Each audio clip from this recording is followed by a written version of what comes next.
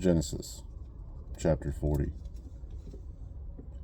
And after these events, it came to be that the cupbearer and the baker of the sovereign of Mitzrayim sinned against their master, sovereign of Mitzrayim.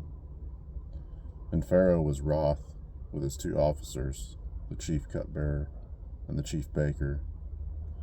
So he put them in confinement in the house of the captain of the guard, in the prison, the place where Joseph was a prisoner. And the captain of the guard put Joseph in charge of them, and he served them. So they were in confinement for some time. Then the cupbearer and the baker of the sovereign of Mitzrayim, who were confined in the prison, dreamed a dream, both of them, each man's dream in one night, and each man's dream with its own interpretation. And Joseph came into them in the morning and looked at them and saw that they were sad. And he asked Pharaoh's officers who were with him in confinement of his master's house, saying, "Why do you look so sad today?" And they said to him, "We each have dreamed a dream, and there is no one to interpret it." And Joseph said to them, "Do not interpretations belong to Elohim? Relate them to me, please." So the chief cupbearer related his dream to Joseph and said to him, "See, in my dream, a vine was before me, and in the vine were 3 branches, and it was as though it budded. Its blossoms shot forth, and its clusters brought forth ripe grapes. And Pharaoh's cup was in my hand. So I took the grapes and pressed them into Pharaoh's cup and placed the cup in Pharaoh's hand." And Joseph said to him, "This is the interpretation of it. The 3 branches are 3 days. Yet within 3 days, Pharaoh is going to lift up your head and restore you to your place, and you shall put Pharaoh's cup in his hand according to the former ruling, when you were his cupbearer. But remember me when it is well with you, and please show loving commitment to me, and mention me to Pharaoh, and get me out of this house. For truly I was stolen away from the land of the Hebrews, and also I have done naught that they should put me into the dungeon." And the chief baker saw that the interpretation was good, and he said to Joseph, "I also was in my dream, and saw 3 white baskets were on my head, and in the uppermost basket all kinds of baked goods for Pharaoh, and the birds ate them out of the basket on my head." And Joseph answered and said, "This is the interpretation of it. 3 baskets are 3 days. Yet within 3 days, Pharaoh is going to lift off your head from you and hang you on a tree, and the birds shall eat your flesh from you. And on the 3rd day, Pharaoh's birthday, it came to be that he made a feast for all his servants, and he lifted up the head of his chief cupbearer and of the chief baker amongst the servants, and he restored the chief cupbearer to his post of cupbearer again, and he placed the cup in Pharaoh's hand. But he hanged the chief baker as Joseph had interpreted to them, and the chief cupbearer did not remember Joseph, but forgot him." Chapter 41. And it came to be at the end of 2 years' time, that Pharaoh had a dream, and saw him standing by the river, and saw 7 cows coming up out of the river, beautiful looking and fat, and they fed amongst the reeds. Then saw 7 other cows coming up after them out of the river, ugly and lean of flesh, and stood by the other cows on the bank of the river. And the ugly and lean of flesh cows ate up the 7 beautiful looking and fat cows.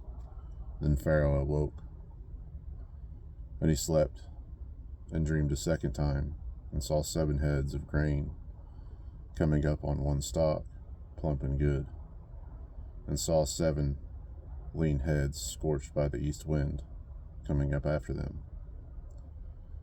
And the 7 lean heads swallowed the 7 plump and complete heads. Then Pharaoh awoke and saw it was a dream. And it came to be in the morning that his spirit was moved, and he sent and called for all the magicians of Mitzrayim and all its wise men. And Pharaoh related to them his dreams, but there was no one who could interpret them for Pharaoh. And then the chief cupbearer spoke to Pharaoh, saying, I remember my crimes this day. When Pharaoh was wroth with his servants, then he put me in confinement in the house of the captain of the guard, both me and the chief baker. Each one of us dreamed a dream, and one night, he and I. Each of us dreamed according to the interpretation of his own dream. And there was with us a Hebrew youth, a servant of the captain of the guard. And we related to him, and he interpreted our dreams for us. To each man interpreted according to his own dream. And it came to be, as he interpreted for us, so it came to be. He restored me to my office, and he hanged him. Then Pharaoh sent and called Joseph, and they hurriedly brought him out of the dungeon. And he shaved and changed his garments and came to Pharaoh. And Pharaoh said to Joseph, I have dreamed a dream, and there is no one to interpret it. Now I myself have heard it.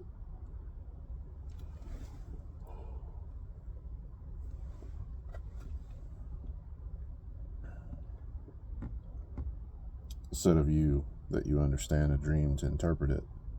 And Joseph answered Pharaoh, saying, It is not in me. Let Elohim answer Pharaoh with peace. And Pharaoh said to Joseph, See, in my dream, I stood on the bank of the river and saw 7 cows coming up out of the river, beautiful looking and fat, and they fed amongst the reeds. Then I saw 7 other cows coming up after them, poor and very ugly and lean of flesh, such ugliness as I have never seen in all the land of Mitzrayim. And the lean of flesh and ugly cows ate up the first 7 and the fat cows. Yet when they had eaten them up, no one would have known that they had eaten them, for they were as ugly as at the beginning. And then I awoke. Also, I looked in my dream and saw 7 heads coming up on one stalk, complete and good. Then saw 7 heads withered, lean scorched by the east wind, coming up after them. And the lean heads swallowed the 7 good heads. And I spoke to the magicians, but there was no one who could explain it to me. And Joseph said to Pharaoh, The dream of Pharaoh is one. Elohim has shown Pharaoh what he is about to do. The 7 good cows are 7 years, and the 7 good heads are 7 years. It is one dream.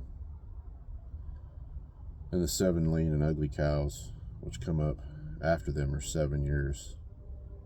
And the 7 empty heads scorched by the east wind are 7 years of scarcity of food. This is the word which I spoke to Pharaoh. Elohim has shown Pharaoh what he is about to do. See, 7 years of great plenty are coming in all the land of Mitzrayim. But after them 7 years of scarcity of food shall arise, and all the plenty be forgotten in the land of Mitzrayim. And the scarcity of food shall destroy the land, and the plenty shall not be remembered in the land, because of the scarcity of food following, for it is very severe. And the dream was repeated to Pharaoh twice, because the word is established by Elohim, and Elohim is hastening to do it. And now let Pharaoh look for a discerning and wise man, and set him over the land of Mitzrayim. Let Pharaoh do this, and let him appoint overseers over the land to take up 1/5 of the land of Mitzrayim in the 7 years of plenty, and let them gather all the food of those good years that are coming, and store up grain under the hand of Pharaoh. Let them keep food in the cities, and the food shall be for a store for the land for 7 years of scarcity of food, which shall be in the land of Mitzrayim. And do not let the land be cut off by the scarcity of food. And the word was good in the eyes of Pharaoh, and in the eyes of all his servants. And Pharaoh said to the servants, Can we find another like him, a man in whom this is the spirit of Elohim? Then Pharaoh said to Joseph, Since Elohim has shown you all this, there is no one as discerning and as wise as you. Be over my house, you yourself, and at your mouth all my people shall kiss. Only in the throne I am greater than you. And Pharaoh said to Joseph, See, I have set you over all the land of Mitzrayim. And Pharaoh took his seal ring off his hand and put it on Joseph's hand. And he dressed him in garments of fine linen and put a gold chain around his neck. And he had him ride in the second chariot which he had, and they cried out before him, Bow the knee. And he set him over all the land of Mitzrayim. And Pharaoh said to Joseph, I am Pharaoh, and without a word from you, let no man lift his hand or foot in all the land of Mitzrayim. And Pharaoh called Joseph's name Zepnath-Paneah, and gave him a wife, Asenath, and the daughter of Potiphera, priest of On. And Joseph went out over all the land of Mitzrayim. Now Joseph was 30 years old when he stood before Pharaoh, sovereign of Mitzrayim. And Joseph went out from the presence of Pharaoh, and went throughout all the land of Mitzrayim.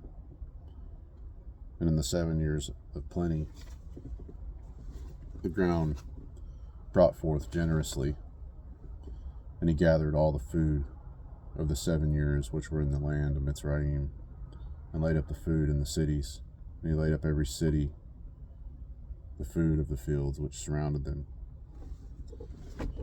Thus Joseph gathered very much grain, as the sand of the sea, until he ceased counting, for it was without number. And to Joseph were born 2 sons before the years of scarcity of food came, whom Asenath, the daughter of Potiphera, priest of On, bore to him. And Joseph called the name of the firstborn Menashe, for Elohim has made me forget all my toil and all my father's house. And the name of the second he called Ephraim, for Elohim has caused me to be fruitful in the land of my affliction. And the 7 years of plenty which were in the land of Mitzrayim came to an end, and the 7 years of scarcity of food began to come, as Joseph had said. And the scarcity of food was in all the lands. But in all the land of Mitzrayim there was bread. But when all the land of Mitzrayim hungered, and the people cried to Pharaoh for bread, Pharaoh said to all the Mitzrites, Go to Joseph, do whatever he says to you. And the scarcity of food was over all the face of the earth, and Joseph opened all the storehouses, and sold to the Mitzrites. And the scarcity of food was severe in the land of Mitzrayim. And all the earth came to Joseph in Mitzrayim to buy grain, because the scarcity of food was severe in all the earth.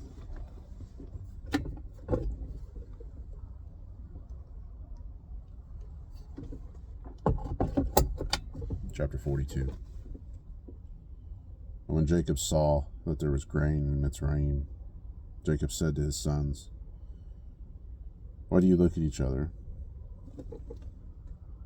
And he said, See, I have heard that there is grain in Mitzrayim. Go down to that place and buy for us there, and let us live and not die. And Joseph's 10 brothers went down to buy grain in Mitzrayim. But Jacob did not send Joseph's brother Benjamin and his brothers, for he said, lest some harm come to him. And the sons of Israel went to buy grain among those who journeyed, for the scarcity of food was in the land of Canaan. And Joseph was the governor over the land, and he was the one who sold it to all the people of the land. And Joseph's brothers came and bowed down before him with their faces to the earth. And Joseph saw his brothers and recognized them, but he acted as a stranger to them and spoke to them harshly and said to them, where do you come from? And they said, from the land of Canaan, to buy food. So Joseph recognized his brothers, but they did not recognize him. And Joseph remembered the dreams which he had dreamed about them, and said to them, you are spies. You have come to see the nakedness of the land. And they said to him, no, my master, but your servants have come to buy food. We're all one man's sons. We are trustworthy. Your servants are not spies. But he said to them, no, but you have come to see the nakedness of the land.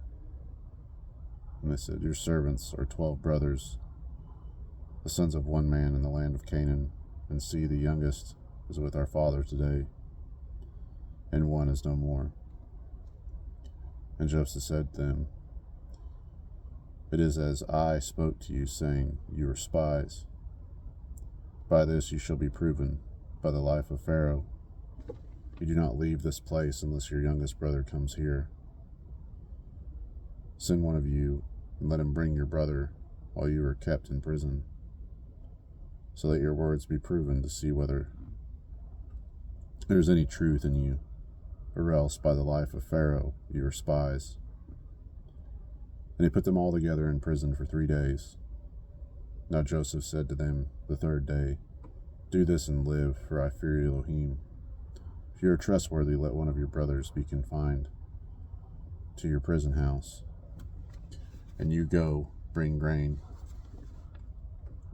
for the scarcity of food of your houses. And bring your youngest brother to me, and let your words be confirmed, and you do not die. And so they did. They said to each other, truly, we are guilty concerning our brother, for we saw the distress of his life when he pleaded with us. Yet we did not listen. That is why this distress has come upon us. And Reuben answered them, saying, did I not speak to you, saying, do not sin against the boy? And you would not listen. And see, his blood is now required of us. They did not know that Joseph understood them, for he spoke to them through an interpreter. And he turned himself away from them and wept, but came back to them and spoke to them.